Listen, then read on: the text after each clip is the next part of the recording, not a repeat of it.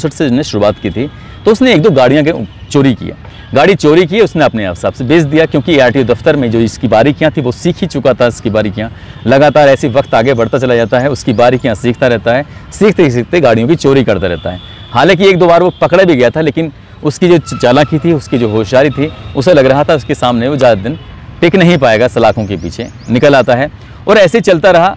और यहीं से जहाँ से उसने सीखा कि फर्जी कागजात कैसे तैयार किए जाते हैं, तो साल 1968 में उसने फर्जी कागज़ तैयार करने के बाद भारतीय रेल के माध्यम से एक पत्र भेजा स्टेशन के नाम, और वहाँ भेजने के बाद उसने भेजा कि एक नए स्टेशन मास्टर की यहाँ पर नियुक्ति की जाती है। अब स्टेशन मास्टर के नाम की नियुक्ति हो जाती है, वो आते हैं, ज्वाइन करते हैं, उनके अंडर में रेल आ रही हैं, जा रही हैं, हरी झंडी भी दिखा रहे हैं, माल भी आता था, बहुत सारी चीज़ आती थी, किसी की नियुक्ति करना था।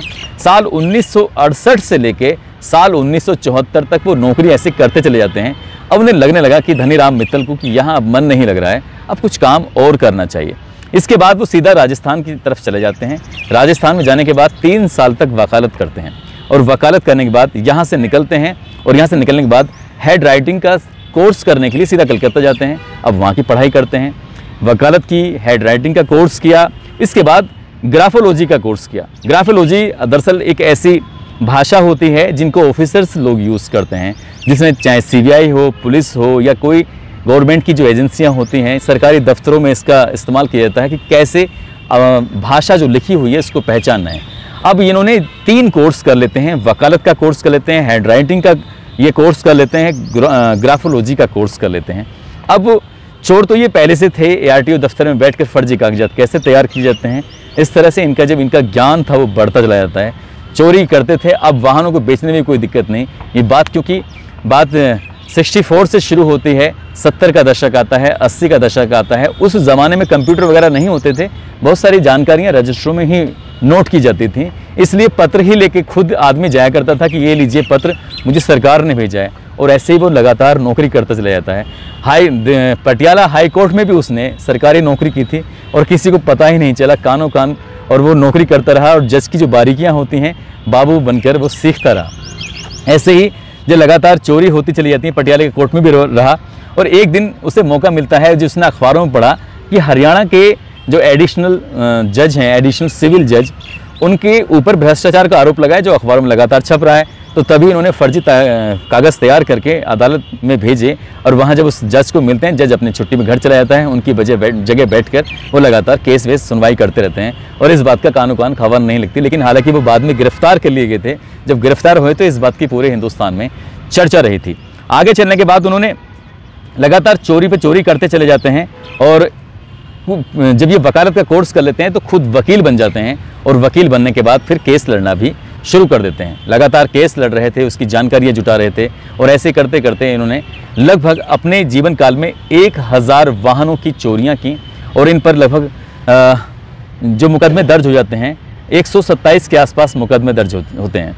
तो ये एक ऐसा चोर रहा है जिसने दिल्ली में, हरियाणा में, राजस्थान में, पंजाब में लगातार चोरियों की घटनाओं को अंजाम देता रहा। लेकिन साल 2016 में दिल्ली के अलग अलग इलाकों से वाहन चोरी हो जाते हैं, और वाहन जब चोरी होते हैं तो उनकी तलाश पुलिस कर ही रही थी। अब CCTV के माध्यम से देखा गया कि एक बहुत बुजुर्ग आदमी वाहन चोरी कर रहा है, जिसकी उम्र लगभग 77 साल के आसपास होती है या 78 साल के आसपास होती है। अब वो बुजुर्ग व्यक्ति जब वाहन चोरी करते हुए, क्योंकि CCTV कैमरे में कैद हो जाता है, उसके बारे में पता किया जाता है, तो पता चलता है कि ये तो धनीराम है, वही धनीराम जिसने 1964 से लेकर और अभी तक आतंक मचाया हुआ था। फिर पुलिस उसको गिरफ्तार करती है, लेकिन गिरफ्तार करने के बाद उसको फिर भी ज़्यादा दिन रोक नहीं पाती, क्योंकि उम्र उसकी बहुत ज़्यादा हो चुकी थी।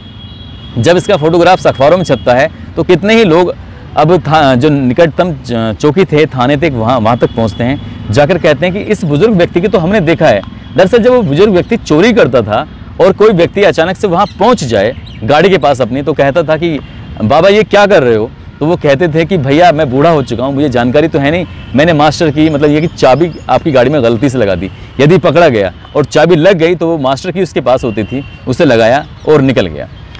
दोस्तों ये जो कहानी मैंने आपको सुनाई है, इस कहानी को सुनाने का उद्देश्य किसी को परेशान करना नहीं है, किसी का दिल दुखाना नहीं है, बल्कि आपको बताना है, आपको जताना है कि आज का जो दौर है वो कंप्यूटर का युग है। लेकिन जिस दौर की ये कहानी थी उस दौर में कंप्यूटर वगैरह इतने चलते नहीं थे, इसीलिए ये चोर लगातार चोरी करता गया।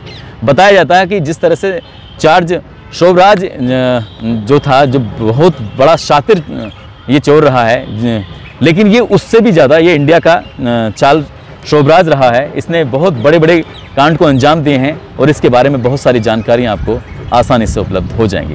दोस्तों, अपना ख्याल रखें, सुरक्षित रहें। जय हिंद, जय भारत।